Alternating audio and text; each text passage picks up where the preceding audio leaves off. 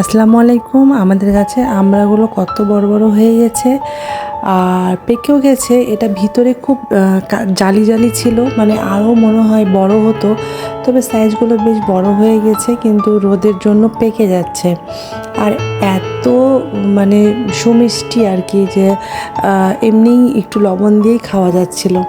তো সবগুলো পেরে নিব, কারণ গাছটা খুবই ছোট, যেহেতু ছাদের একটা মানে বালতিতে লাগানো আছে। গাছটা এতই ছোট, সেই হিসাবে যে এতগুলো ফল ধরে আছে। তো এখানে ছোট্ট একটা বাঁশ দিয়ে ঠেলা দিয়ে রাখা হয়েছিল, যাতে একদম ঝুলে না যায় গাছটা। তো অনেকটাই মানে এখন হলুদ হয়ে গিয়েছে, মানে আর রাখা যাবে না।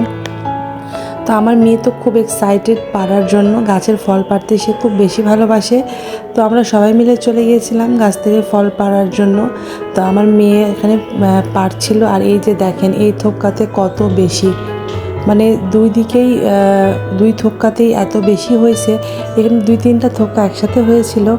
তো যাই হোক, এখানে সবগুলো পেরে নিলাম, আর আমার মেয়ে তো ঘেমে একদম লাল টকটকে হয়ে গেছে।